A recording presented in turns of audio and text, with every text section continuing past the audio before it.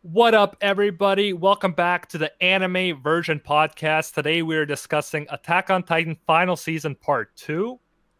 I'm Gozen from Anime Uproar, and I got with me my co-host, Briggs. What up, Briggs? What up, man? Always good to be here. I can't believe we caught up already. Like, we're officially caught up to Attack on Titan Season 4. Ray, how do you feel? I'm the Attack on Titan Chad. There we go. There we go. Oh, You man. better not call me the virgin. You're getting so used to, like, all of the terminology. I love it. I know. So I can't call you. Okay, so, and the Attack on Titan Chad is Ray, obviously. What up?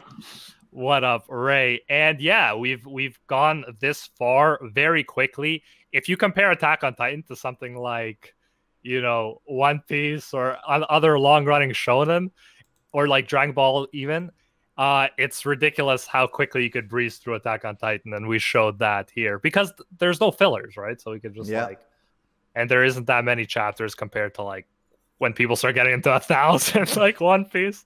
But God, so what an much amazing... happens though. So much happens. Yes, There's no filler. exactly. The pacing is so crazy fast, especially post season 2. Like, we only covered what, 6 or 7 episodes this this 7 week? episodes. Yeah, 7 episodes, and there was just so much that happened. By the way, guys, before I forget, we are going to also shout out Rant Cafe podcast. Last week they had Moist Critical on, and I heard it was an amazing episode. Briggs, anything else you want to say? Oh my God, out it was Rant Cafe. surreal. It was so much fun. Big shout out to Rant Cafe every Thursday on Twitch and available on Spotify. Yeah, we had Moist Critical on, and it was fire. We were roasting / just going through all of his favorite anime and what he rated them. It was so much fun. Definitely check it out. And I did see that he sometimes does anime reviews, so he's definitely not like new to the space. Yeah, no, not at all. And I just want to say, guys, so we covered for this episode 68 to 74, and then not next week because we're going to take a break next week. And then the week after that, we're going to be back to discuss chapters 115 to 127. And I purposely stopped at the chapter called End's Eve. So at the eve of the end. And then the week after that, we'll finish up Attack on Titan, including the final ever chapter, which is probably going to be out by then. So yeah, this is crazy. We timed this podcast perfectly. Oh my God. Yeah, we're actually making history here. We'll probably be the first podcast of this, definitely of this type, but perhaps the first one to discuss the ending of Attack on Titan. We'll see. Depends how like the stars align, but we'll definitely be the only one actually like watching through it week by week, and then we literally caught up to like the episodes this week, and then within 2 weeks we will be finished the manga with the final chapter. It's crazy. All right, Ray, where do you want to start today? Like, do you want to start with general thoughts on these episodes? Yeah, we can. I do want to say 2 things before I give those thoughts. First one is this is the first time I watched Attack on Titan sub. Ooh. And yes, because you had to, right? I do have to say, like at first I was intimidated because I think 3 episodes in, I was forced to watch the sub, and I find doing so keeps me more alert because obviously you have to, be watching it. So I don't. Not that it happens in Attack on Titan, maybe it happens more in Dragon Ball, but sometimes you kind of go in and out of consciousness. But it really helped me understand the story a lot more. So I did like that part of it. It wasn't as hard as I thought. The second thing is it was so cool to look forward to the release of these episodes. Like I was excited all weekend to be able to get these new episodes out and feel like I'm like on par with all the other fans. So that was a anime cool fans, definitely. Exactly. That was cool experience I've never had before when it comes to anime. And this is your first time watching anime in subbed ever, right? So I've watched, like when we did Dragon Ball, I watched maybe 1 or 2 episodes, but never consecutively. So this is the most I've watched in consecutive fashion. Other than being like more like cognizant of what's happening, because you have to read in order to know what's going on, so you're more like kind of focused to everything that's being said. What were your thoughts on watching it in subbed? I mean, it wasn't that crazy different. I found I got used to it a lot more. Probably the 3rd episode in, I felt like it was normal. Like it was normalized for me. It's like you don't even realize that you're reading. Yeah, eventually. bro. Exactly. Yeah, it got to that point. Like for me, I didn't even until Ray said it. I completely forgot that I switched to subs for this part. Like, What about like the I voice totally acting? forgot. The voice acting in Japanese compared to English. Yeah, I mean it's obviously different, but again, I just kind of got used to it. Come the probably fifth episode, True, true. it was normal. There is one part, so um, I'm trying to think, and this would probably eventually be in the dub. But do you remember that one rap song they played when Yes, that Levi was so ended up random. slashing the, It like that worked, was but it so was cool. random because it was in Yeah, English too, right? I know it was in English, yeah, but I'm that like, was cool. am I watching the sub or the dub? Because there have been times before in Dragon Ball where you're like, "Did you hear that song?" And I'm like, "No," because I watched the dub. So obviously this will be in the dub as well. But yeah, overall it was a good experience, and now I feel prepared that obviously not just watching Attack on Titan, but if I go to other anime, that I could make that switch to the sub. So Yeah, so it was a Ray good has experience given overall. another reason to like sub anime, and like there are many, including the fact that the translations are usually more accurate because they don't need to worry about lip syncing. But yeah, so apparently it makes you focus better as well. Yeah, what's it called? Mhm. So Ray is slowly becoming a weeb. Yeah. Watching. What does So, that mean? oh, he doesn't know what a weeb means. All right. Actually, you defined that. I don't Bruce. even know the correct Yeah, I way don't to, even. to define it. To be honest, it's just funny because It's like like when you start watching anime as a casual, it's like, oh, I could only watch it in English, and then eventually you fall in love with the series, and I guess here you're kind of obligated to watch it in subbed. But Mhm. but normally it's like you fall in love with a series, and it's like, wow, I am I just need to watch it no matter what, and then eventually you watch the sub, and then eventually you're gonna get to the point where you don't even want to watch it in English anymore, and that's what we like to call an elitist. exactly. AKA And the Animac weeb from Anime Uproar. Okay. exactly. My brother. And weeb just I associate with like super into anime and yeah, like not wanting to watch dubs, maybe even like learning Japanese so you don't need subs as well. Like I that mean, kind but of yeah, level weeb of like people are commitment. saying in chat like the weeb's lost its entire meaning, and it 100% has. The way I used it for Ray would probably been closer to otaku, but even then it's like Ray's just starting. He's just taking his baby steps. Exactly. But it is cool to see how quickly he went from virgin to Chad Oh over yeah. the course of a few It episodes. it goes to show how good the plot is because I was drawn in with the sub, and I feel like if the story wasn't great, then maybe I would have like gone in and out of consciousness like I sometimes do with some other stuff. But like it drew me right in. I had no issue at all. So the story, the plot is great. These episodes are awesome. I mean, just maybe we'll get into initial impressions, but Yeah, let's fuck, this do is it. getting so complicated. Just he said fuck, man. He's so into it right now. Let's Getting go. so complicated. Oh I have a man, question I for you, agree Ray. so much. Go ahead. What is your like reaction slash like thoughts on like this complete 180 Aaron has done as a character? Yeah, no, that's what makes it complicated because Dude, what he did to Mikasa. Ah! Ah! Yeah, fuck me. yes, I'm kidding. I'm kidding. yeah, no, that's crazy. Like the character development is unreal. Just how much it's changed, and even before, like we were always just talking about it was always the guys we were cheering for, the group we're cheering for, and the others, and now they're I think they're called what, Jaegerists, Yeah, and Jaeger. it complicates the plot so much more. Now we have like three groups that make it a lot more complicated. Aaron, it's almost like is the plan morally right? Do we go with what he says? And even Zeke too, getting that whole backstory with Zeke, it just makes things so much more complicated. Just like I think it was the last episode we talked about Rhina and how complicated his character was, learning about his backstory, and we're getting that with Zeke now. So yeah, with Aaron, I'm still processing just him as a character because he's made such a dramatic change from that annoying kid.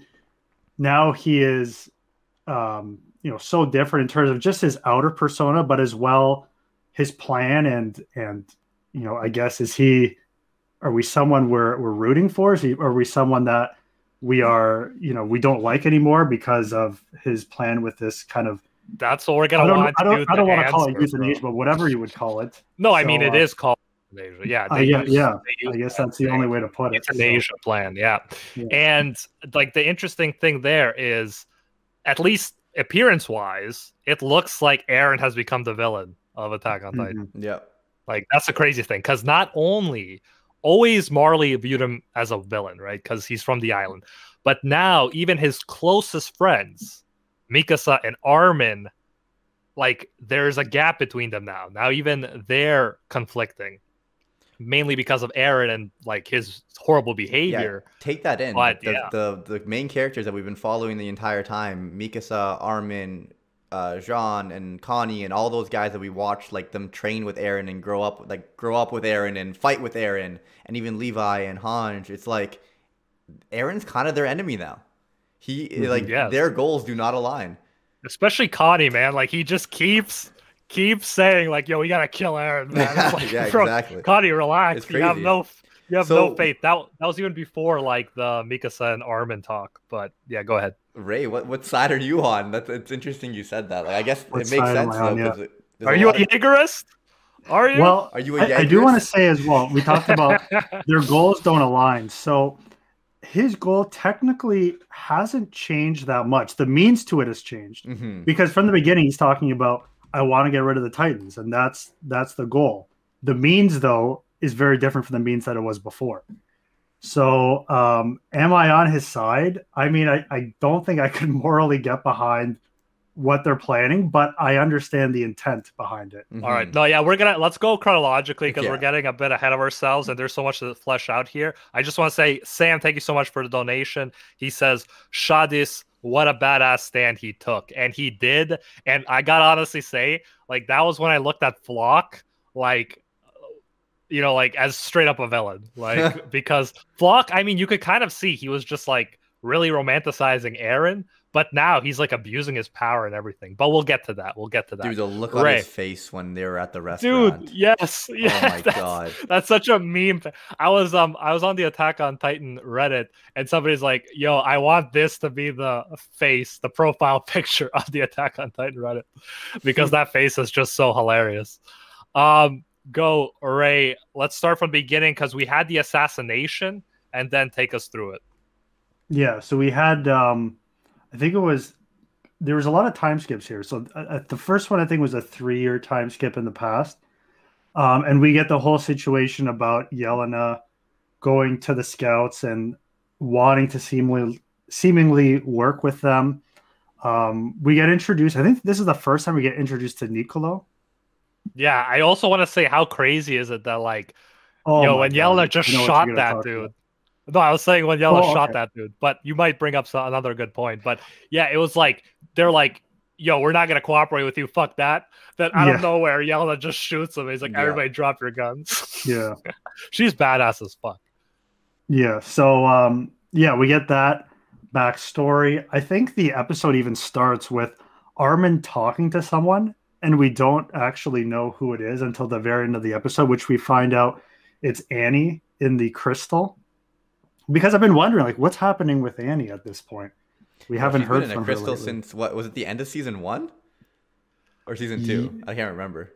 End of season 2, somewhere there. After the female Titan arc. Yeah, but we get Armin reflecting to her, and it's interesting. At that point, I'm thinking, like, I forget who says it, but that one girl is like, it seems like you have feelings for her, and he kind of agrees. And right there, I'm thinking that's kind of weird because Bertold had feelings for Annie.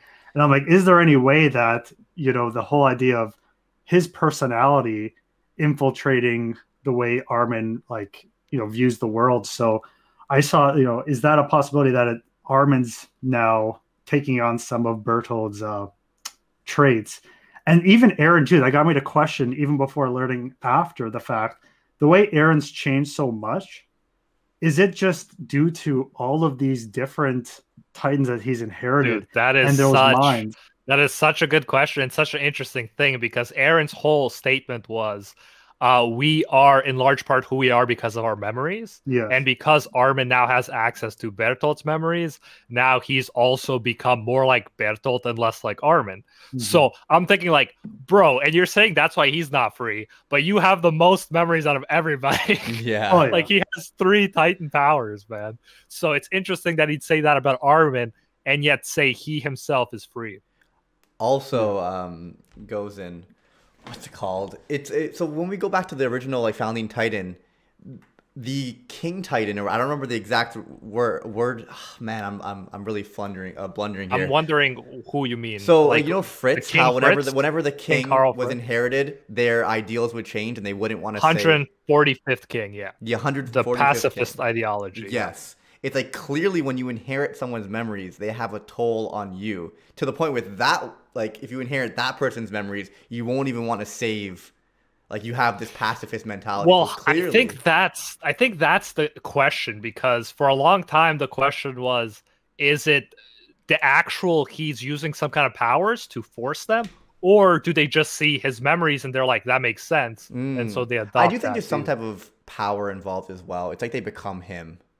Yeah, it would be crazy if it's like they see his memories and now it's like, okay, I get where you're coming from. My thought process has changed based on all the memories I've inherited. And then that would further support the fact that like Armin's would be affected by Bertholdt and Aaron's would be affected by everyone that he's taken with the Founding Titan and the Warhammer Titan, right? Yeah. But I do want to say that Armin did have some type of feelings, or it looked like he may have had feelings for Annie prior. I agree, but the only thing is he was cold when he needed to be, like when he trapped her and everything. Mm-hmm.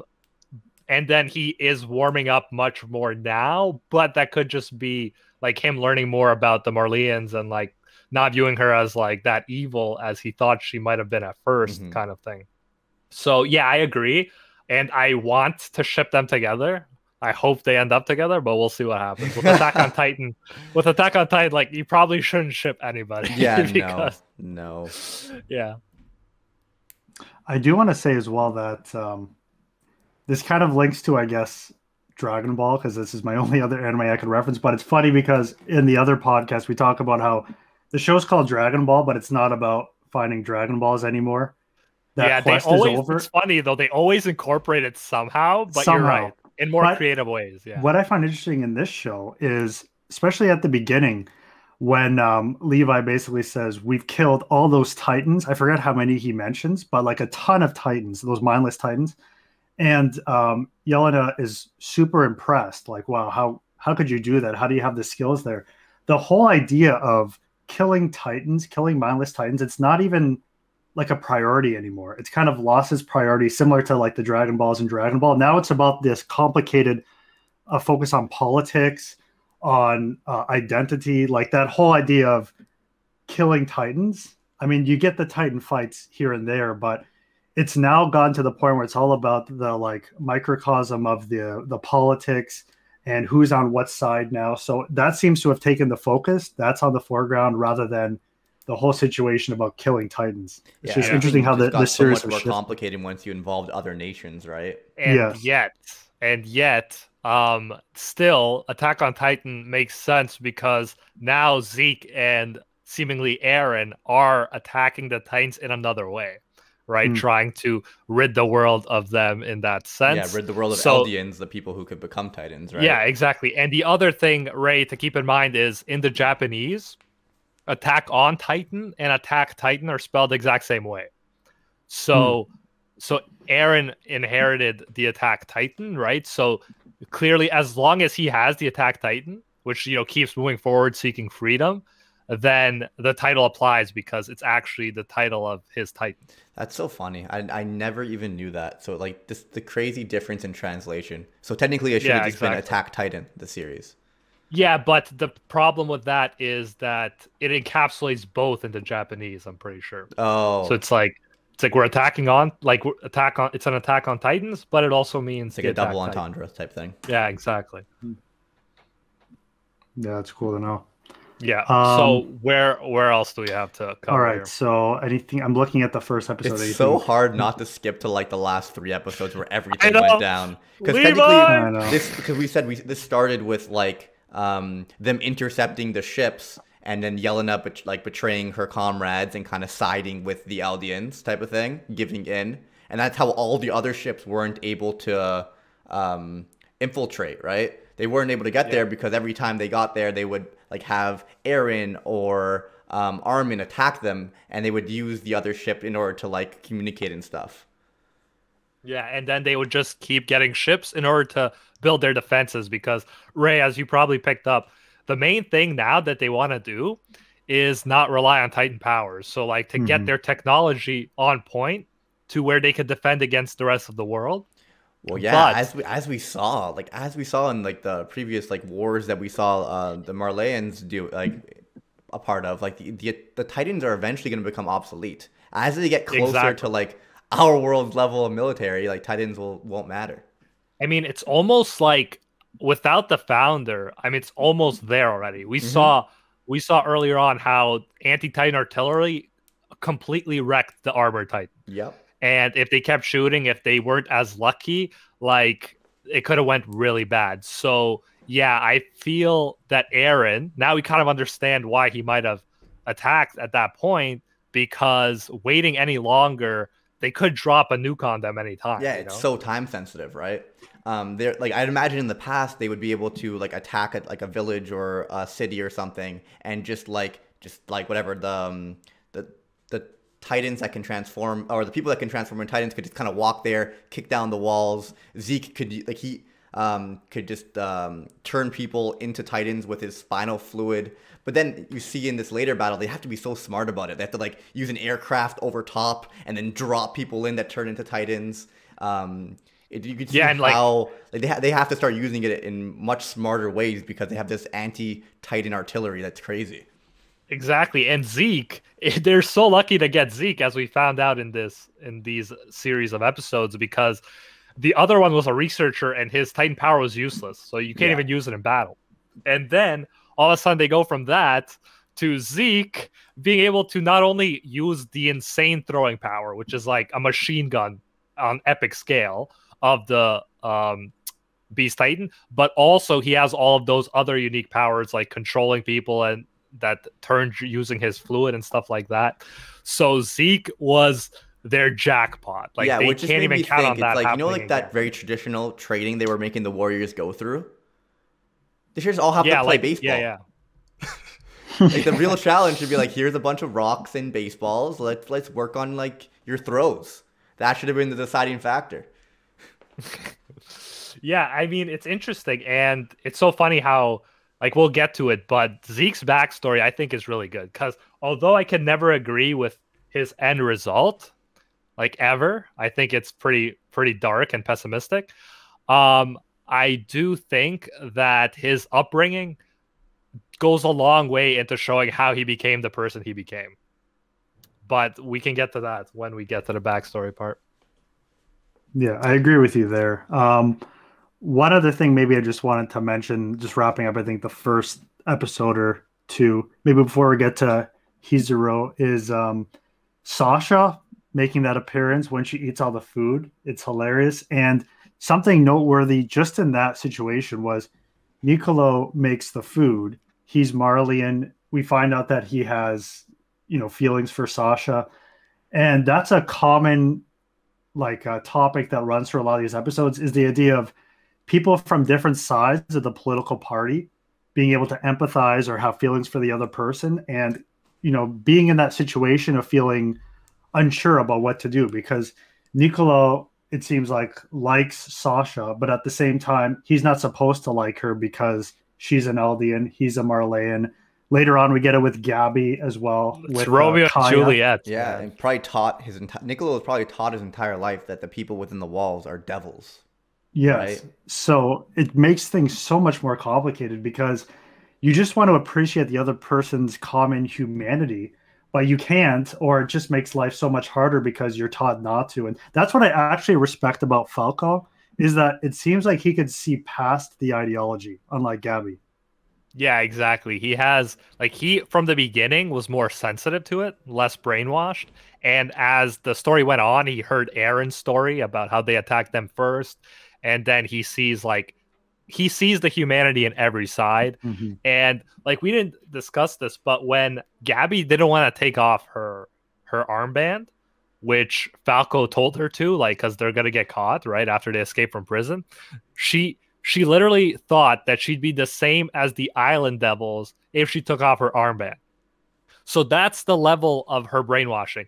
She thinks the only thing separating herself from the devils who she views as like completely evil is an armband and obeying Marleyan orders.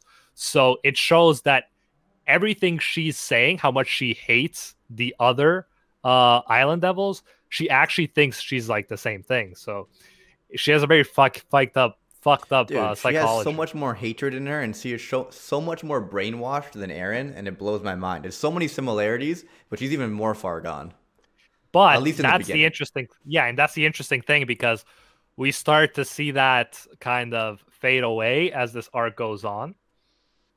But yeah, we could carry on wherever, right? Yeah. Sure. So we get to the point. Ooh, something else before we get to the next part is Mikasa's quote near the end, where she's like, "Kill or be killed," and Eren says something similar. I Yeah. thought that whole philosophy there was interesting. But maybe we'll go to the entrance of the special envoy of it's Hizuro, right?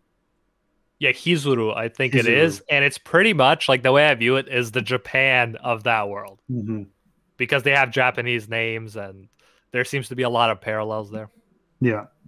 That tattoo on Mikasa's arm as well. I thought, why did we not get mention of that any time before? Yeah, I gotta how did say, she? right? How did she keep covered that it with secret? that in every single panel or what's it called?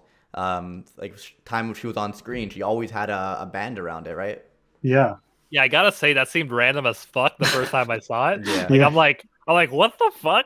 And the only thing that I can say is in the manga when she was like knitting something with for her mom and like her mom was like showing her, it had that sign on like the thing she was knitting. Mm. So and then that sign was on her arm too. So at least it So was there was what's it was called? hinted at. It was foreshadowed, right? Yeah, it was foreshadowed that that would mean something, but yeah, it's funny how it looks like an Apple like App Store logo. Like, Yeah. it just happens to be a katanas. Well, but, I yeah. appreciate the fact because it's kind of weird. Like, why the hell are there like just a handful of Ackermans in like with these special powers in Eldia or within the walls, right? And it really explains everything. Yeah, exactly. What was the exact thing she said? It was that like they were under attack, so they told their king to like hide within the walls. And then they Yeah, passed down that insignia from like generation to I generation. don't remember the exact thing, but I just remember that a son of the shogun, like a son of the family, ended up staying there in that island because they had close relations. But I don't remember if it was because he was escaping war or something. Okay.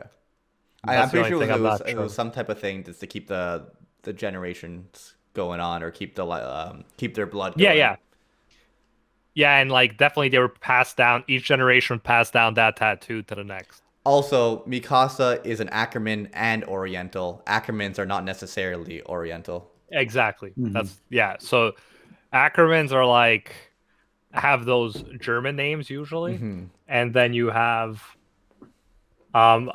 wait, what? Like I don't know. Sorry, Animac is like trying to make me. I can't read that right now, bro. Okay, Animac wants me to read. In the manga, the tattoo was revealed. In the anime, they did the knitting. Okay. Okay. I don't know why he had to interrupt the podcast. But, That's yeah. all right. It's all right. It's good to know. I do want to say though, I guess that's the reason why Mikasa's parents found each other was because they were both kind of different and outcasts from everyone else. Yeah. There were so few Orientals and Ackermans within the walls. Yeah, exactly. And yeah, it's interesting seeing like all those different like dynamics between the different people. Ray, what did you think about figuring out that Mikasa was a royalty, like pretty much like Hizuru princess? Yeah, I mean I think I was anticipating something. I don't know about royalty, but it's mentioned we talked about in the first season how she is a quote unquote like rare breed in the sense of we notice everyone's the same race here and she sticks out because again she's Oriental. So didn't really expect that to happen in terms of the royalty, but I felt like the whole racial thing would be brought up in some significant way later on somehow. So I was expecting something, but the whole royalty thing that took me a bit by surprise. And I like the way Historia like bonded with her over that. I mean, Like, oh, Mikasa we does both not care about that at yeah, all. Yeah. exactly. She views her home as Paradis Island, and she's pretty much said, "Hey, like this is my home. I want to make sure it has a future."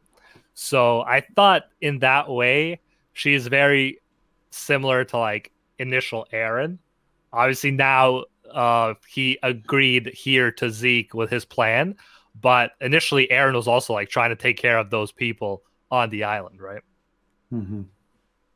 Yeah, And then there's we so. can, yeah, go ahead. I was just gonna say there's. Are you just gonna say keep going? No, I was just gonna say like, I'm gonna want to nitpick like what you think Aaron's motivations are, and if they are exactly what he agreed with Zeke. But we can get to that later when we get to that part. Yeah, sure. Because I think in this episode, being the second episode, we get the introduction of the whole plan with Zeke and that 3-part plan that he outlines at first. Which I makes think, sense. Like his plan makes sense. yeah, like the plan, the first one was the rumbling, right? Yeah. So to come into contact, royal-blooded Titan shifter with Aaron's founding Titan, and then together they could activate the rumbling. So yeah, there all he said was his goal was to free the Eldians. But then later we figure out that that means something way different than we thought it would. Yeah. Yeah, we get, I think the second part of the plan is to build up the military. I think there was like Hizuru also aspect to it, like build up their relationship with Hizuru. Yeah. So then they could get, they wanted the acquisition of that ice burst stone, right? Yeah, so they would kind of help build relationships outside of the walls because they're isolated, right? So they have nowhere, like everyone views them as devils. So if they had like a third country which people respect and they could be like, hey, these guys aren't that bad, they have these resources, you know, you want to help them kind of thing. Yeah. And then lastly, which, you know, probably most contested aspect is the idea of trying to keep that bloodline going and keeping the Titan powers within the Eldians. Yeah. Yeah, so there was I mean, again, this seemed like a solid plan until we found out like what Zeke was really planning. But this is why I didn't get. I guess they were right to not trust him because like they didn't know the full extent of the plan. But I didn't get why they were so quick during these parts to dismiss Zeke and Aaron's plans. Because they acted on their own. That's the thing. Like imagine Aaron was like obviously he possesses the Titan's powers, but he's just a scout at the end of the day. He held no power within the military other than the powers that he had physically. But they were using him more or less, and out of nowhere he just infiltrates what's it called, Marley by himself. And then he was there for a certain amount of time. They have no idea what he was doing there for a certain amount of time. They know he's conspiring with Zeke, and what are they telling him that's true? And clearly Aaron has changed as well. I just feel like it makes I would not trust Zeke or Aaron at all if I was them. And then because Aaron put everyone in the position where they were forced to act. Otherwise, they were going to lose his Titan power. But it's like at the same time, like, what do they think Aaron wants? That's true. Like, he seems pretty clear. He's like, okay, like, we don't have time. He was the one when he heard the plan to use Historia. That was actually part of the plan, Zeke's plan, to use another royal-blooded person to pass down the Beast Titan. So Aaron hated the idea of using Historia as, like, how did he call it? For breeding purposes or whatever. Yeah. As livestock kind of thing. And yet... But clearly he's changed since then, right? Yeah. They don't know what side he's on. They don't know if he's being manipulated by Zeke as well. It's like... There's such a Aaron shit, acted man. on his own, right? There's such a shit because we go from that moment, that flashback, if you guys remember, right after they built the railway, where he actually tells them straight up that, yo, you guys are the most important people in the world to me. I want you guys all to live like long, happy lives. So I don't want you to inherit the Attack Titan from me. And the crazy thing about that is, like, he's blushing, they're all blushing, and then they blame it on the sunset. Yeah, it goes from a wholesome moment like that where Aaron cares. How could you believe that the guy who was straight up blushing and then made eye contact with Mikasa, who was blushing, and then they smiled? But you realize Mikasa and Armin have no power as well, right? Like none of those people that were there and part of that moment matter. It's all the MPs and Hanj and the higher ups. No, yeah, no. All I'm saying is, how could that person be the same person who later says that mean stuff about Armin? Oh yeah. Oh and, my like, God, he did a that's 180. what I was gonna say, because like he goes from clearly like loving her, like clearly, like or at least like Loving at the very Mikasa? least family. Mhm. Yeah. Yeah. So at the very least, like treats her like family. At the most, like straight up head over heels for her. And yet he says he's always hated her. Like bullshit. Bro. Yeah, no, I think he's lying to himself as well. In that in that moment. Like I don't think he fully hated her since he was a child. Like he knows he's lying to himself. Come on. I think maybe he after eating the Warhammer Titan may have gained knowledge about the Ackermans and how they work that may have changed his perspective a bit. And the other thing we got to keep in mind is in this show, things often aren't the way they appear at first glance. So all we could say is Eren said those things. Yes. We don't know yet what's true and what's not, right? Dude, how heartbreaking was that moment, Ray? Just like at the table, him going. Or are you talking later on at the table? Yeah, can we just get to that? Can we just talk about the table, man? That was such an iconic, we crazy can bounce scene. back if there's anything else that Ray wants to mention. But yeah, the table, like, let's just talk about the fact, again, this is what I love about Attack on Titan. We talked about how, like, nonchalantly Reiner admitted he was the Armored Titan. Here, they're just talking, and then off screen, Eren just casually like walks into the room. Yeah, it's so funny. Yeah, I love how understated they do such impactful moments that like you don't even notice that Eren just fucking entered the room. Like I absolutely love the way they did that. And then he just comes in with the cut hand, which, as we know, he cut it because that means he could transform any second into a Titan.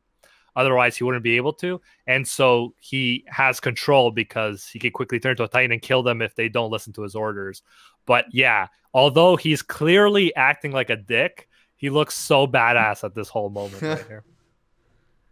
Yeah, I wonder what Gabby's thinking as well. Because here's someone who's screaming, kill Eren Yeager, all those episodes. And here he comes after, I mean, I think this is the moment after she gets beat up by Nicolo. That like here's Eren Yeager just waltzing right in like nothing happens. Bro, she was shaking and like she just experienced a lot of shit. I think that actually shows growth of her character a bit because like she hated Eren so much she blamed him for everything that happened, and yet she doesn't just like attack him out of not being able to control herself. I think that that's in part because those guys just saved her life, even after everything she did. Yeah. So she's starting to reevaluate everything in her life choices and stuff like that. Yeah, I think that shows some development and also maybe some fear as well towards Eren. Like Eren walked in holding a time bomb on his hand. But yeah, Gabby would be the type of person to just lash out and attack Eren. I agree. Yeah, and Gabby's history, brainwashed Gabby's history is always, I will risk my life to do what she thinks is the right thing in her brainwashed mind. And that was, running up to the other army in the beginning, when she threw the bomb on the train. You guys remember that? Mm-hmm. Mm-hmm. Like at the beginning of the Marley arc. And then she jumped on the aircraft, which she definitely didn't think she'd make it out alive. She even said goodbye to Falco before he tagged along. And so clearly she's usually not thinking about staying alive. Even when she was on the island, she said, my goal is not return to Marley. It's to figure out why Zeke did what he did. And then she's okay with dying. So, yeah, I do think it shows that growth in her character. Yeah, I saw growth besides her witnessing them sparing her and her thinking of the significance of that. Even with Kaya there freaking out and trying to kill her. Like, here's someone who she had like trust in because she like allowed them to live with her even though she knew they were Marleyans. And then once she found out, like once she saw the impact that she had with Sasha's death by Kaya launching herself at her and wanting to kill her, she's probably thinking like, fuck, like this is just a human. This, these political lines, maybe they're not as significant as I actually thought. I'm sure she seeing that emotion exact was words. crazy. Yeah. Sorry. Man, It was just so well said and sophisticated. I'm just like, yeah, I'm sure that's exactly how Gabby thought. Yeah. I do agree think with what you're saying. I'm sorry, I had to. I think it was so powerful when Kaya, right, the girl that was saved by Sasha, Yeah. how she was the one helping them the whole time, and because she thought Sasha would do it, but yet when they figure out, like, oh shit, Gabby killed Sasha, she's actually the most murderous one of all. Yes. Yeah. That was like her face. I think Isayama does that really well, depicting like either sheer hatred or sheer despair in like facial expressions. I think they do it so well in this show. Yeah, she was pretty crazy to look at there. I just want to think about it a little bit more. So she started off taking like giving them shelter, and then even telling them like, yeah, but like my mom, she didn't do anything and she was killed. So I feel like she was trying to live that lifestyle, like accept people for like, even though they're from somewhere else and maybe the enemies, like not continue the cycle of like hatred and revenge that's been going on. And then the second she found out that she's the one who killed Sasha, she did the same thing. And oh man, it's so good. Yeah, it's so interesting. It's just like that one. If she killed anybody else, like she would have been able to forgive her. Mm-hmm. But the fact that it was Sasha, right? It's like it's easy when it's like this, kind of vague. Oh, she killed some people that were on her side. But when it's like, yo, she killed the girl that saved me, like my hero. Then all of a sudden, it's much harder to forgive. Yeah, that whole backstory too was crazy. How she was the girl who Sasha saved when she pierced the arrow through the Titan's eye. It's crazy how much happened in like 7 I episodes. know, in 7 episodes. I feel bad skipping to the table scene now because of how much I just realized like we haven't even talked about. Like, yeah, because the crazy like lack of filler, like it's moving so quick, and I don't know, like some people are saying this will be the last episode, the next one, but yeah, there's no way they can end it. No chance. I have no idea what they're planning. Imagine they do an anime only. Well, like I was even seeing in the comments that people are suggesting they might do a movie after this, so we'll see what happens. But maybe that's why they did the final season, because the last one's gonna be a movie. I never really thought about that. I mean, that might be smart because Demon Slayer absolutely killed it using that approach. Yeah, like they make broke a lot of money. Every record in Japan ever in box office history. So, yeah, like I mean, I still haven't watched the Demon Slayer movie, so. And this would be the final. Yeah, I didn't watch it yet. I didn't watch it either, but Demon Slayer is just an insane phenomenon. Like it sold more manga copies this year than Attack on Titan did any 1 year. You know, I think it even surpassed One Piece at one point. Yeah, so it's higher than One Piece's best year, but obviously overall, I think Attack on Titan and One Piece are still ahead, especially One Piece. One Piece is probably gonna remain ahead, but a little bit off topic there. The point is, Attack on Titan, if they do a movie, that a Demon Slayer show that could be a very financially rewarding approach for the anime industry. So what do we want to jump to now? We could jump to like the restaurant and do what happened before that table scene. Yeah. So we didn't even do the wine yet, right? Yeah, that's why I'm saying with Nicolo and the wine. Yeah, we'll start there. Nicolo straight up like taking the wine and tried to hit Gabby over the head, but then hitting Falcon. Well, first what ended up happening was Jean and Connie wanted to drink the wine, and then he reacted in a way that was like crazy because he didn't want them. That's such a good scene. That's such a good scene because because he cares about them. Listen to this. Because he cares about them, he's acting racist. Yes. And he's not anymore, but he doesn't want them to drink it that much that he's willing to look like a piece of shit, even though he loves them. So that, I think, was such a powerful moment. Because Jean is infuriated. He's like, what the fuck? I thought we were past this. But the whole time he was doing it to save his ass from becoming a Titan.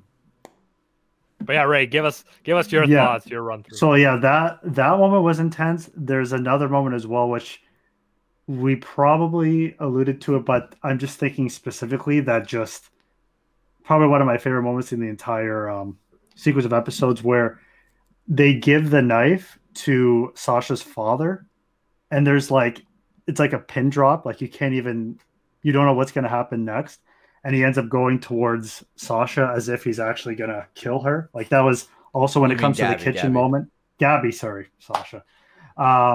Just killing Sasha. That's fucked Sasha. up right there. After learning that Sasha was killed by Gabby, and like that was a freaking intense moment as well. That happened, I think. That happened right after, I think, the moment with the wine when Nicolo's talking to Jean and them. So yeah, you didn't know what the dad would do, right? Like, I honestly didn't know. Yeah, you saw, and I was watching. I was actually watching this with my mom. Because yeah, so for whatever reason, she watched a few episodes with me because she's read some of the manga. That's so earlier cool. on. I did not know that. Yeah, and so I was explaining like everything that's going on because it's so hard to catch someone up when they missed a lot of stuff in Attack on Titan. This is not, But I was thinking from her perspective, which would be your perspective. I'm like, you can't tell what he's gonna do. Like, is he going to stab her because it's Attack on Titan and anything could happen, or is he actually going to like take the knife away and put it away? Well, it's like, definitely alluded that he's changed as well. Like he takes orphans in, he's trying to be a good person, and he's trying to change from his earlier ways of like hunting and like being more barbaric, I guess. If that's not the word I'm looking for, but whatever. But then it could have been the exact same thing that happened to that girl who just snapped. Yeah. She was trying to be good as well, and the second she found out about Sasha, she like tried to stab her. Right, like that could have easily happened with the father. And it was such an amazing moment watching him realize that he's not going to continue this cycle. Yeah, and pretty much saying they gotta keep the children out of it. They gotta not kill the children. Hookie Wookie, thank you so much for the donation. Says this is the anime Chadcast now. No versions left. Let's go. Very true. Very true. Ray would agree. I would. Ray gets offended if we call him a virgin now. He's like, no. No. That's Chad bad on Twitch. I'm a Chad. No. Yeah. So no, this was crazy shit. Anything else, Ray? That stood out? I mean, we can go to the actual table scene with Eren and Mikasa and Armin if you want. Yeah, we could definitely. Yeah, like we did address that like quite a bit. Anything that we yet to address? I think this is one of my favorite moments in Attack on Titan. I was so looking forward to seeing this animated. Yeah, like and for me too, it was like also the fight that's coming up that we kept alluding to, Zeke and Levi. Like that was pretty epic. And but yeah, this talk was crazy, and it's the first time I feel like Eren goes full throttle in turning Mikasa and Armin against him. Because we know he's done like he's changed so much as a person in like this season. Like we know that, but we don't know like how far because he hasn't talked with Armin and Mikasa. We don't know, like maybe he has different goals and he's trying to achieve different things now and he's maybe teaming up with Zeke. We know that's possible, but like we don't know how he's gonna feel about like his family that he grew up with. Yeah. No, it's very hard to understand why he can't just like why he couldn't just fill in Armin and Mikasa on his plan. Maybe they wouldn't agree. Maybe they would have thought like, it's stupid. But yeah, he just kept them away, like he kept distant from them, kept everything secret. And now finally, when we're like, okay, the answer is going to come out, we're finally going to learn like what happened to Eren, what's the real good reason he's been doing this. And then he's like, I fucking hate you guys. You guys aren't free. I'm free, motherfuckers. You're not free. The Canadian Foundation for Economic Education has teamed up with Scotiabank for a Canada-wide virtual money fair as part of Talk With Our Kids About Money Day. We're asking parents and teachers to get kids ages 9 to 14 involved in this fun learning challenge with prizes up to $2,000. Just like a science fair, our virtual money fair asks kids to choose a topic involving money and tell us about what they've learned in a fun 3-minute video. Submissions are due by April 1st. For details, visit talkwithourkidsaboutmoney.com. The Canadian Foundation for Economic Education has teamed up with Scotiabank for a Canada-wide virtual money fair as part of Talk with Our Kids About Money Day. We're asking parents and teachers to get kids ages 9 to 14 involved in this fun learning challenge with prizes up to $2,000. Just like a science fair, our virtual money fair asks kids to choose a topic involving money and tell us about what they've learned in a fun 3-minute video. Submissions are due by April 1st. For details, visit talkwithourkidsaboutmoney.com. And it's just like, oh my God. All right, Ray, take it away a little bit. Yeah, so at that roundtable, which the episode before, getting that whole cliffhanger of Aaron walking in, that was probably one of the best cliffhangers that I've experienced in Attack on Titan. I'm thinking, like, what the fuck's going to happen next? Because beforehand, Aaron is pretty, like, absent for the most part. Anyway, so yeah, he comes in. This is where he claims he's acting on his own free will, which I guess, we kind of talked about can be argued against. He tells Armin here about having some of Berthold's memories and how that could manipulate him as a person. And then he goes to Mikasa and talks about how she's been programmed to protect the Eldian royal family because of her Ackerman blood. But identified Aaron as the host rather than someone else. Yeah. Yeah. And then her entire life up until this moment has just been acting based on her blood and her reflexes. Just protect Aaron. And it seems so true. All of her actions and intentions up until now have been to protect Aaron. And then the mind-blowing moment when Armin goes to attack Ray, if you want to talk about that. Oh, I know, yeah. And because he ends up, the thing that drives him over the edge, I think, is he says something like, "And I've hated you ever since I was a child." Oh my God. Like, what the fuck? Like, there's no way. Bro, and I also just want to add, like, another nail in the coffin is, like, the headache, right? The Ackerman headache, which she gets. And that was actually foreshadowed really well. Like, we can talk about the tattoo, but that was, like, really well. And maybe he was saying that he hated that about her since a child. Like, something about her he hated. And it was just, like, the fact that she, like, didn't seem like she was, like... I don't buy it, honestly. I don't buy it, but like we'll see. We'll see what happens. Yeah. But definitely, for me, it seems like he's the fact that he's so stone faced here, like, makes me seem like, he's trying to hide the emotions, kind of kill the emotions, kind of thing. I feel like that's what this stone faced Aaron is trying to do, like, hide all the emotions. But I do just want to say that he said that the headaches was actually her real self trying to resist protecting Aaron, which I thought, like, the one thing that's her is her headaches. Like, that was, like, the final nail in the coffin for me as well. I was going to say, is it him trying to hide his emotion, or do all of the combined memories and all of the Titan powers that he's inherited, has that just affected his personality in this kind of way? No, and that's completely, again, they're all theories, right? So yeah, you could say that too. That could totally be part of it. It could be a combination of things. But you're right. It seems like always that you have a situation where when people get more memories, like with the Founding Titan, it ends up being a situation where they get more, I guess, expressionless, emotionless. We saw that with the Founding Titan. So that's a really good point as well. Because you remember Yuri was like that too, right? Yes, yeah. But Armin, launching at Aaron, like, that was intentional. Because I'm pretty sure he launches at him and Mikasa ends up intercepting it and putting him on the table. But I forget what happens. Like, I think he just gets right back up and then goes after him, and just the beating that Aaron gives Armin. Oh my God, is bro. Fucking crazy. Like, basically beats him to a pulp. I guess he's not unconscious, but he can't even get up. That was brutal. And he just kept saying, like, yo, this is why we don't fight, because I just kick your ass. Like, that was fucking crazy. Go ahead.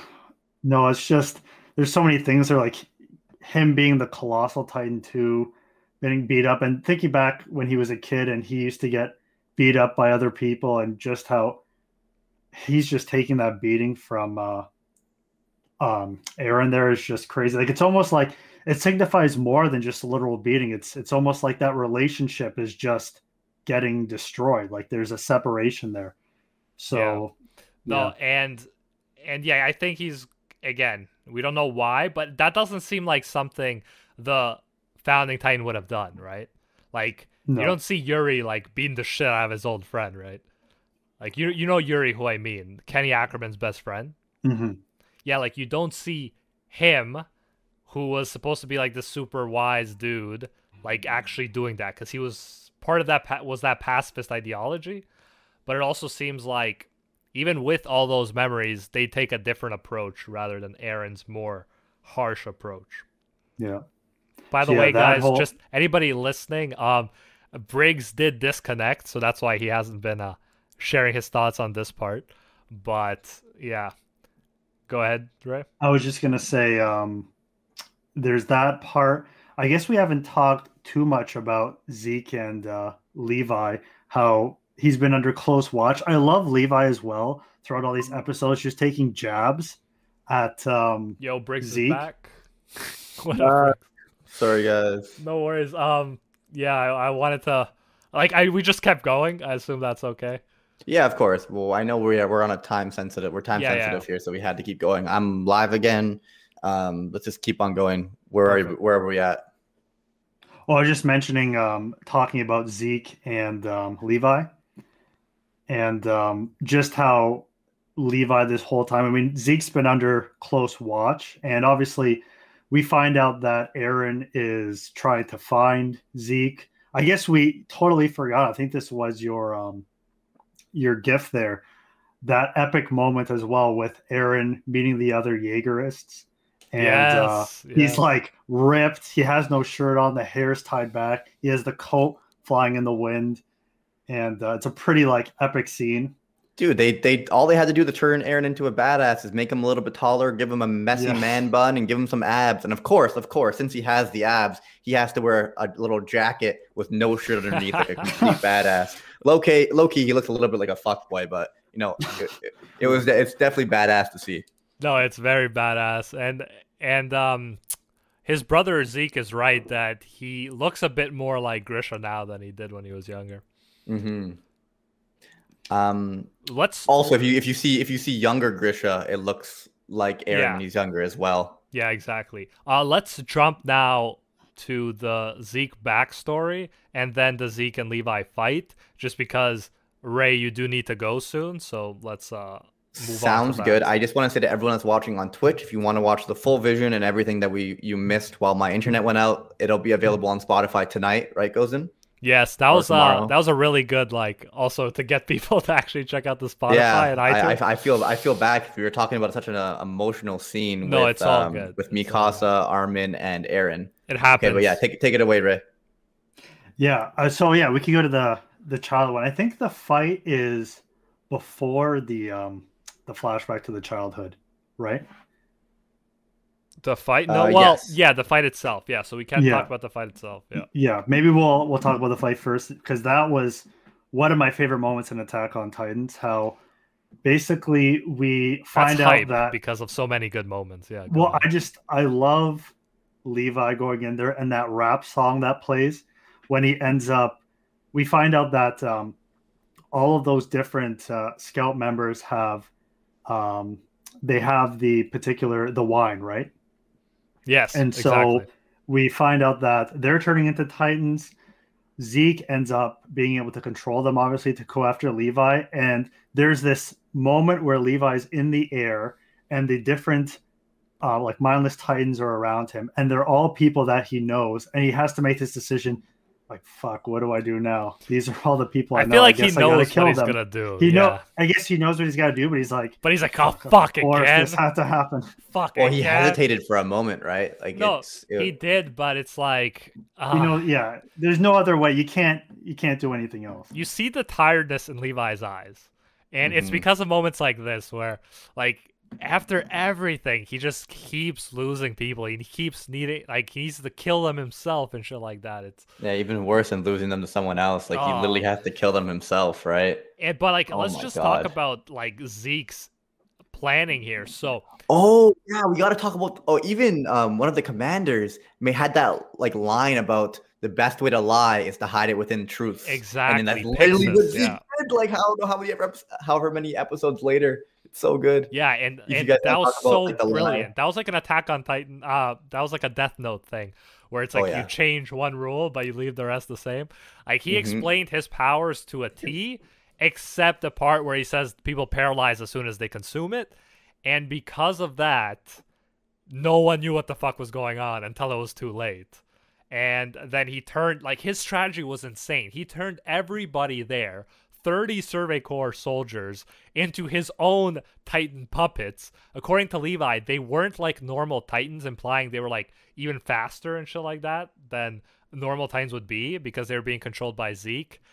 And yet, all of that insane planning and work, a foolproof plan, and Levi just fucking crushes through Oh, I that. know. But Levi's is too badass. He took out all those Titans like instantly, so quick, and caught up to Zeke. Bro, like, what did you think about that? First of all, what did you think about Zeke's plan? And then what did you think about Levi just fucking crushing through it? I couldn't believe it worked out like that. Like Levi, he's definitely my favorite character. I'll say it now. He's by far my favorite. Just even the Zeke being able, he transforms into the Beast Titan when he finds out, like, oh fuck, he's ruined my entire plan. And then just how Levi is able to use the Thunder Spears to destroy Zeke's nape there and just rip out his damaged body is just like, it's unbelievable. I think Levi is definitely the coolest character. Yeah, he does it in one go, bro. Like, I know, it's like insane. it's so good. Like, he's so OP, but that's what makes the part we're gonna go after the flashback. That's what makes it so crazy.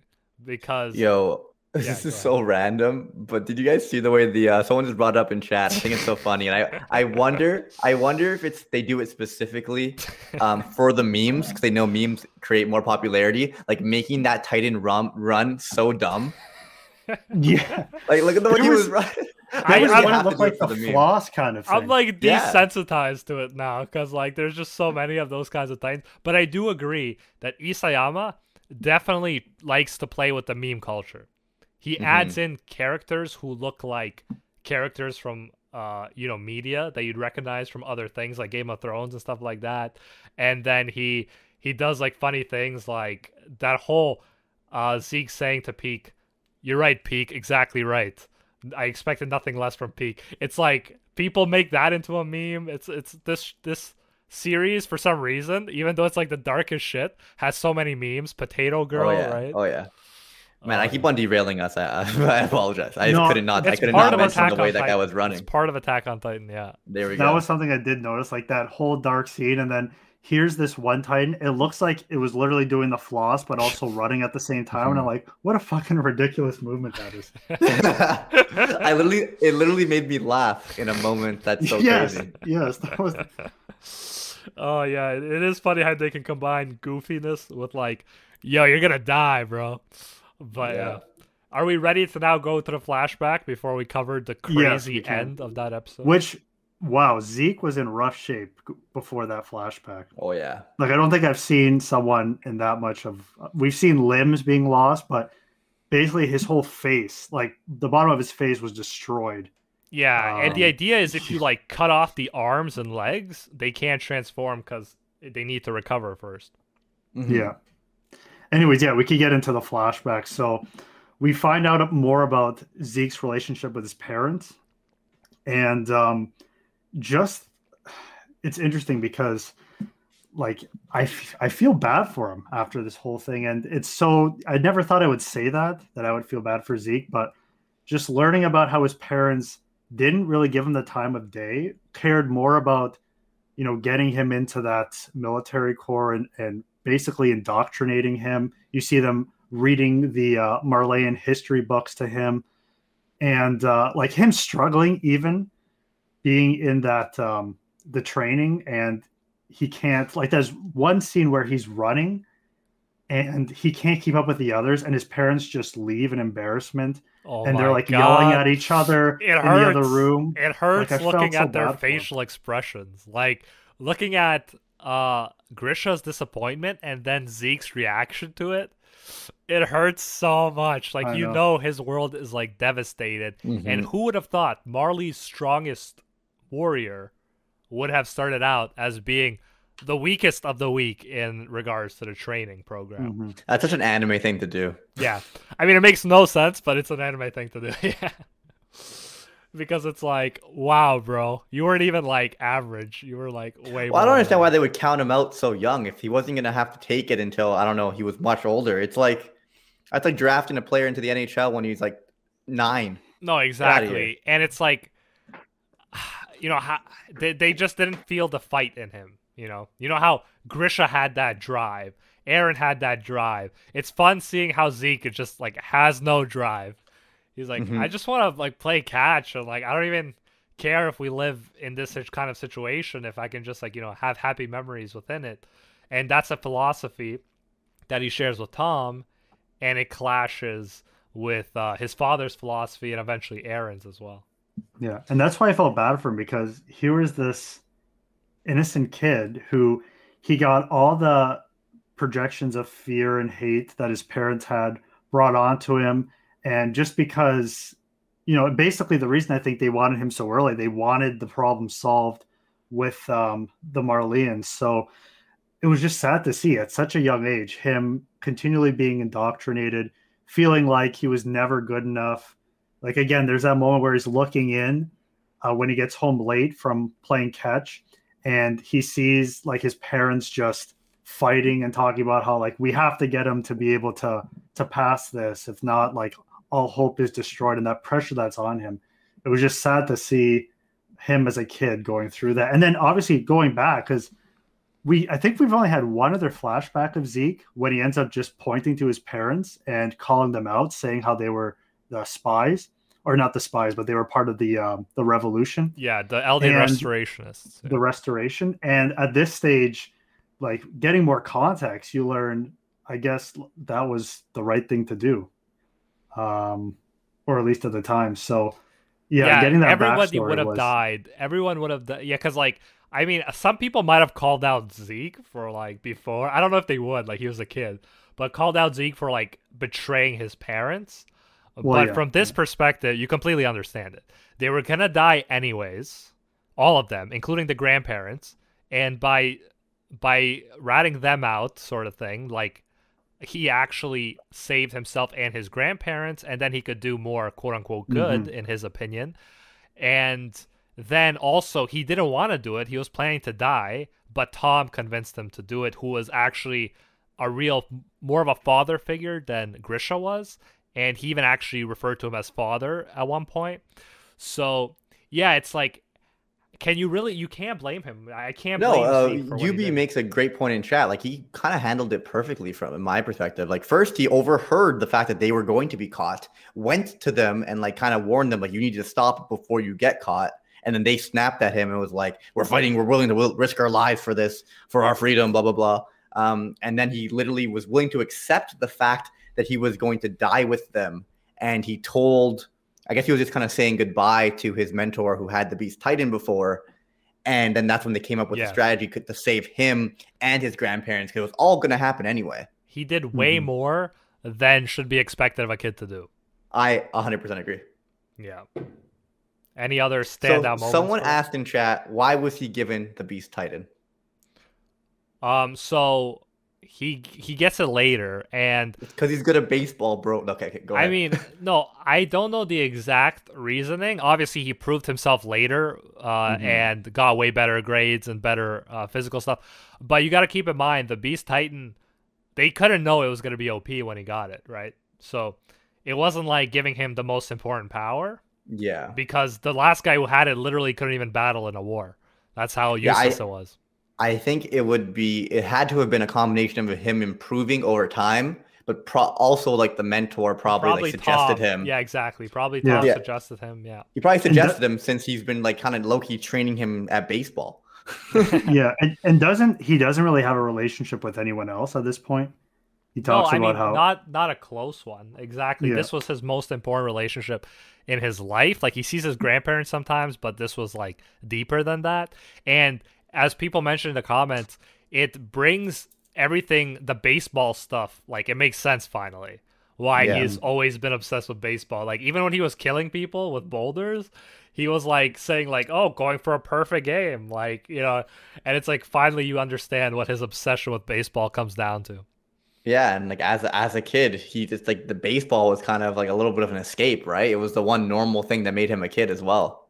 Exactly. And he just wanted that. He didn't need like all of this saving the world shit. And I think one of the things about Attack on Titan is at what point does your search for freedom become you being enslaved to the idea of freedom?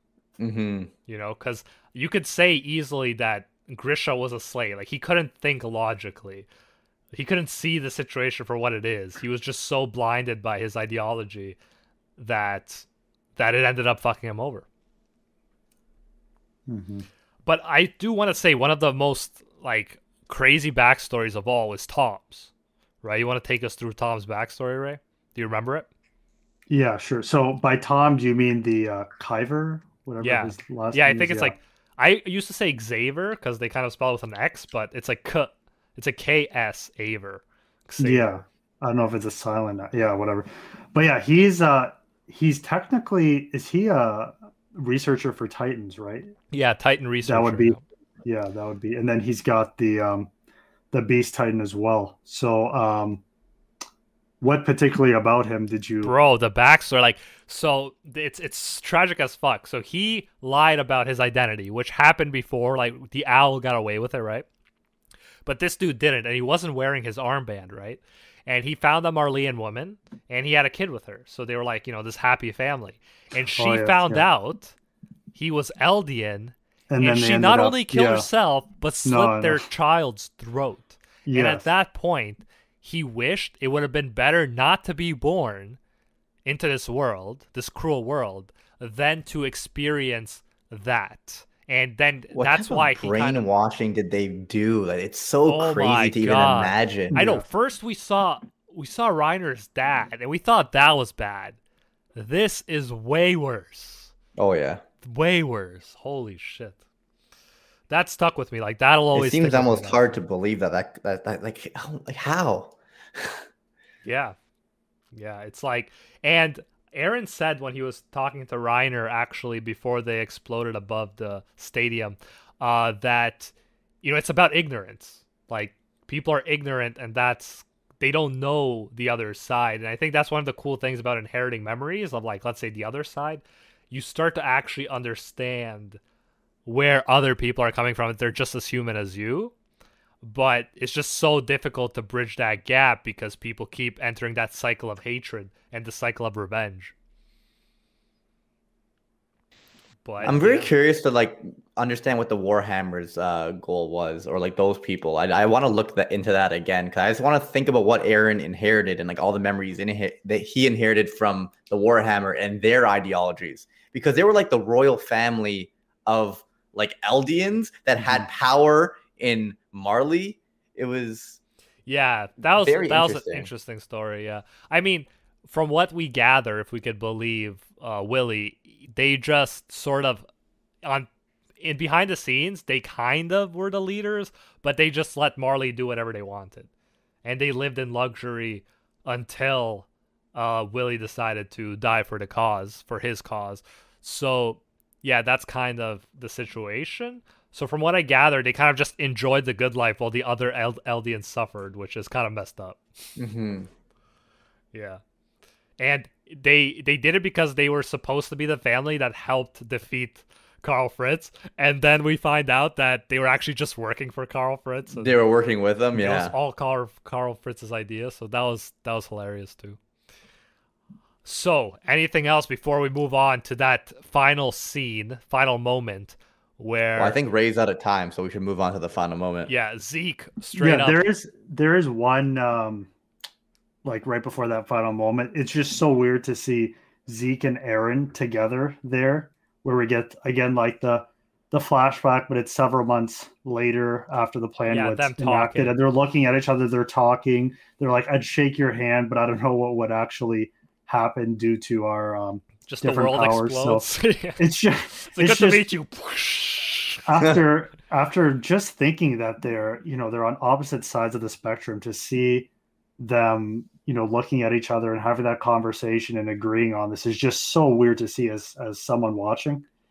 Yeah, But exactly. yeah, we could head to the last part where I think you're referring to how Zeke at this point has the thunder spear tied to his body, tied to like Zeke's one of it is body. in one of his the holes that have been created because of the previous explosion. And yeah, you're talking about how he basically ends up moving to set off the thunder spear, and in turn, looking like it destroyed him, but also Levi's on there, and I don't know, does he get killed at this point? I thought it looks like he may escape, but he's right next to Zeke. Find out next time. Exactly. On As Dragon Ball Z. As far as we know, Levi could be dead. Zeke could have just killed Levi, and all that I could think of is why the fuck did he attach that thunder spear to him? I have no idea. Because the dude, literally, his philosophy is dying is the best thing that dying saves people, right, from the cruel world, and the best is not to be in the world. So why would a guy like that, after you tell him that he's going to be eaten by someone else, not just try to kill himself? It's like, shit. Yeah, I think the move would just be tie him up and keep on cutting off his arms and legs. Yeah, It's a little bit overkill to put that spear in his nape. That was his undoing. And now we don't know what's going to happen to Zeke, what's going to happen to Levi. They might both be dead. Like, it's fucking insanity, and what a point to leave off. Like, even though this was just because the anime reached up to this point, like, we could not have stopped at a better cliffhanger than this for the next one. Yeah, it did look like I thought I saw Levi escape, but again, like I wasn't 100% sure. I may have to go back and rewatch that part. Yeah, but we'll see. Either way, it looks like this is the end of Zeke. Yes, and we'll talk. Yeah, we'll talk more about all of this. We don't want to keep Ray too long because he is on a tight schedule, but we will talk about it on the next episode, and we'll have more information to go off of as well. Thank you all for tuning into this episode, and remember that not next week, but the week after that, we're going to be talking about chapters 115 to 127. And then later, we're going to finish up the week after that, including the final chapter, which should be out by then. Until next time, see ya, Space Cowboys. Bang!